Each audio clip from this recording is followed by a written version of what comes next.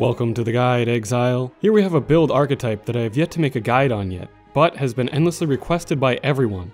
That is, of course, a summoner build. I generally avoid these build styles since you have to rely on minion AI, keeping them alive and managing a bunch of different things all at once. It becomes an input overload for me, but with the new Soulwrest staff we can pretty much play this build just by pressing Flasks and running around. It's quite amazing. The Soulwrest staff gives us the ability to spawn phantasms when we consume a corpse. That means if we use Minion Offering, Detonate Dead, Volatile Dead, or Deathwalk from Bubonic Trails, we will summon a phantasm. These phantasms cast a physical piercing projectile so that we do not have to worry about accuracy, can scale their damage with spell supports, and use modifiers such as physical gained as an X element. So to support these minions, we simply have to socket support gems within the staff. The staff doesn't even need to be linked, only 6 socketed. So when we start a map, all we have to do is desecrate, use an offering, and then just run as fast as we can through the map, leashing the minions to us and spawning new ones as we go with our bubonic trails. It's incredibly fun, fast, and relaxing to map with. Now the best part about this staff is that it's so contained that you can make so many different types of summoner builds around it, as it doesn't require a specific gear or class setup. It is in true fashion of PoE's build whatever you want. This has led me to seeing many different build styles on the forums, from my friends, and from viewers of my stream, each one with its own takes and successes. For my version, I tried to stay as pure phantasm as possible, but decided to add in some skeletons for even more single target support. Remember that you can tweak the build how you see fit, this is just how I end up making it. So let's dig deeper into how the build works.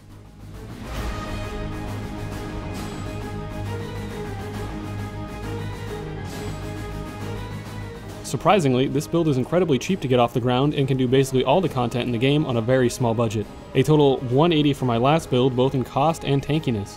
Since we're nowhere near as tanky, we will of course need to play smart, which I don't always do. So to start this build, all you need is the staff, which at the moment, mid-league, is around a grand total of 1 chaos. The rest of your items can be rare. After that, bubonic trails are the next key item to automate your phantasm spawns through maps, and those, man, are just as overpriced at a grand total of about 1 chaos. So the build can be just as functional as you see during my mapping with just those 2 chaos of required items and some rares to fill out the other slots. I have invested around 5 exalts in the current gear of the build, jewels included, and you can of course invest more than that if you want to push it further. The only content this variation of the build struggled with was 300 plus delved cities. The monsters there were so powerful in the darkness and overwhelming that the minions were unable to focus and kill enemies whilst you had to stand in the flare activators. I also did not get time to test it on Uber Elder, but was able to take down T13 plus elders with ease, as well as Shaper and his guardians. The damage is definitely there for Uber Elder, it's just the sustain of the build and placement of minions. Offensively, we're mainlining phantasms for both mapping and single target scenarios. These are of course spellcasting minions that are summoned via consumption of corpses with the Soulwrest staff. We pair these with skeletons on single target to absolutely shred bosses down. To buff both these minions' speed and damage, we run Haste and Hatred auras, with Hatred being on Generosity to boost its effect even more on the minions. This also lets us run a Static Strike with Curse on hit to apply a curse of our choosing, along with triggering Elemental Equilibrium on Lightning to debuff enemies against cold and fire damage, of which we stack on our minions. This means we have no issue with resistance on enemies. The reason we choose Static Strike is that it is a buff after a successful hit that constantly triggers melee beams that hit nearby enemies as we pass them. This automates the debuff applications as well as letting us use Fortify. Defensively, we have a lot of hot swappable options. First and foremost, we are a summoner, so we should let our minions do the work and take the brunt of the damage while we stand out of the way. During mapping, I zip past enemies and ultimately avoid their attacks in whole. Beyond mechanical avoidance, in my current setup I make use of buffed Flasks to provide armor, evasion, and block chance. I also have Fortify linked to my Static Strike to further reduce damage. With the proper Abyss Jewel affixes, your minions can also apply Hinder via spells with our phantasms, and then Blind and Taunt via attacks with skeletons. This will further pull enemies off and away from you. Finally, we have a phase run to position and ultimately evade enemy detection in many scenarios. If we want to, we can add a temporal chains to our curse on hit, make use of Bone Offering for more block chance, and shift damage nodes into life nodes on the tree. For playstyle, it is very simple for mapping and clearing. First, when we enter a map, we place down a Desecrator 2, use your offering of choice on it to summon the first set of phantasms. I choose Flesh Offering during mapping for speed, and then after this, we slap all of our Flasks, hit phase run, and slink through enemies as quick as possible. As you move a screen or more away from your minions, they will be leashed to you, so you don't really need to worry about their movement speed, as they will clear and catch up as you go, since they have projectiles. You will just need a good loot filter to check for drops. Also remember to use your Vol Haste when it is up. For bosses, I have a staff swap for single target, since the staffs are so cheap and we use different coloring. I only use this swap on high tier bosses such as T15 maps, Guardians, Elder, and Shaper. For everything else, the clearing setup will just be okay. Here you will want to drop a Desecrate, use your offering, and ensure to trigger EE and apply your curse with Static Strike. If you have them, you can also drop skeletons. So many minions. The path of building pastebin is included within the written script and description.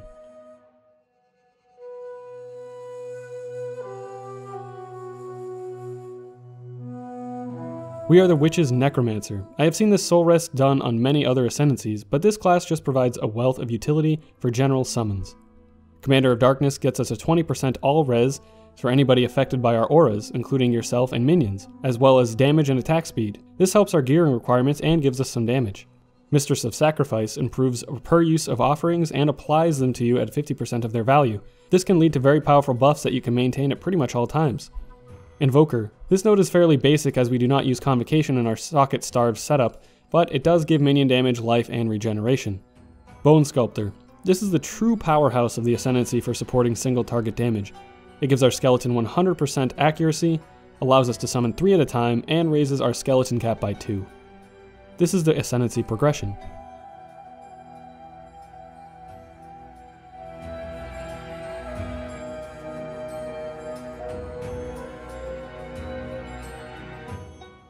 Here's the final passive tree.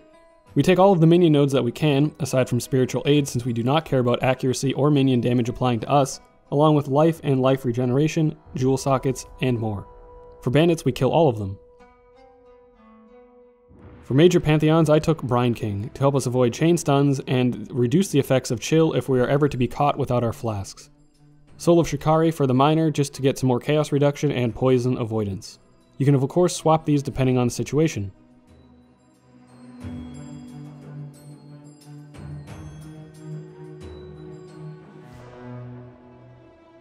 Now for our gem links, we don't even need a 6-link. We just need a 6-socket Soulwrest.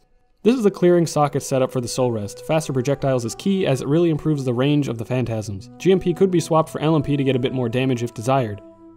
Now you may be wondering why the summon phantasm support when it's already in the staff. Well, this is because it doubles the amount of phantasms you can spawn from 10 to 20. That is a straight doubling of your damage output. For single target, we just had a second Soulwrest that I swapped for endgame only with faster casting and slower projectiles. You could swap GMP for slower proj on the other staff, but you won't get as much damage. I put this in my helmet that has +3 to minion gems and a 20 minion damage in it. This gives us a pseudo 6-link and saves us from having to dedicate an extra 2 gem slots for supports to our skeletons. You can of course use this as a 4-link to start and upgrade as you go. It will still do a lot of damage. This manages our EE debuff, Fortify, and Curse application. Ensure that you have no gear with added fire or cold damage to attacks on it, so this only hits with the lightning damage. Projectile weakness is the best multiplier for the phantasm's damage, but it does not benefit the skeletons. However, on bosses, curses are very weak offensively anyways, and we already debuff the resistances so much that most of the resistance curses aren't worth it. Flame Dash doesn't need to be linked, just placed in an open socket. Generosity increases the hatred effect and does not apply it to us, letting us use EE properly.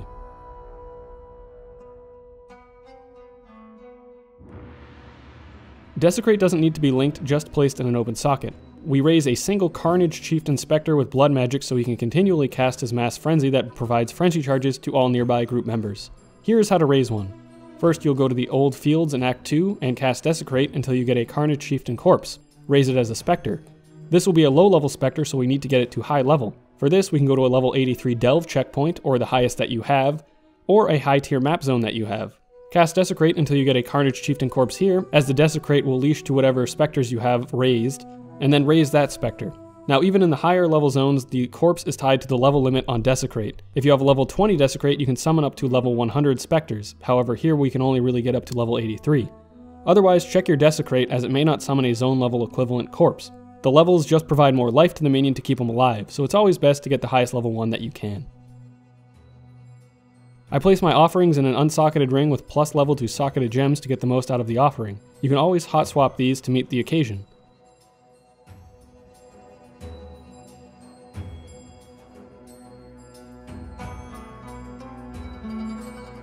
For this build, we do require the Soulwrest staff, but we can use rares and all the other slots until you get the recommended items. I chose to use a rare Elder Helmet with plus level to socketed minion gems and minion damage support. This buffed the damage of my skeletons and saved me use of actual sockets to support their damage. As we all know, summoners are socket and action bar starved. Now you can certainly use a rare helmet with none of these, or even just one of these mods, as skeleton damage is supplemental. The minion damage support is the strongest of the two, however. For the body, we go for as much life and mitigation sources as we can. Getting an Elder Chest with life and percentage life is a great start. You can also look for a physical damage taken as an element as well. Just remember the base attribute requirements for coloring the gems within it. If you wanted, you could also use a Belly of the Beast. The gloves of choice are the Grip of the Councils. For the very powerful minions, gain 20% of their physical damage as cold. This is like another mini hatred aura, bringing them up to a total of about 70% of their physical damage gained as cold, with hatred included. If you cannot get these gloves, a pair of rare gloves will do the trick. Of course, we are using the bubonic trails for their automation of consuming corpses to spawn phantasms and the added utility of an abyss jewel socket.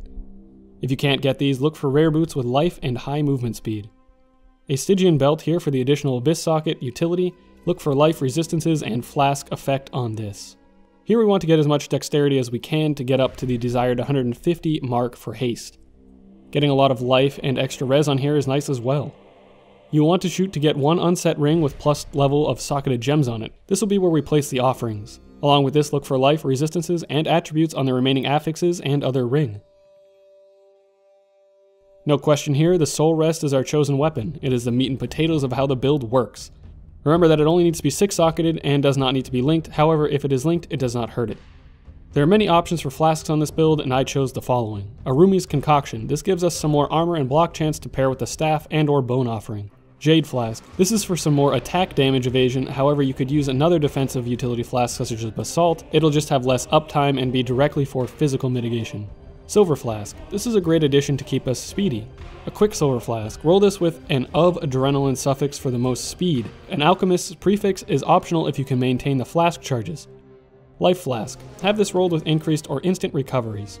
I will show example jewels used in the build within the video and leave the affix priority in the written guide. On rare jewels, it is your best bet to really go for Abyss jewels, as they are generally cheaper than regular jewels with minion damage and have more utility options. And if you'd like to know more about leveling, check out the written guide. However, it was very easy to level with Summon Raging Spirits and Mark of the Red Covenant helmet.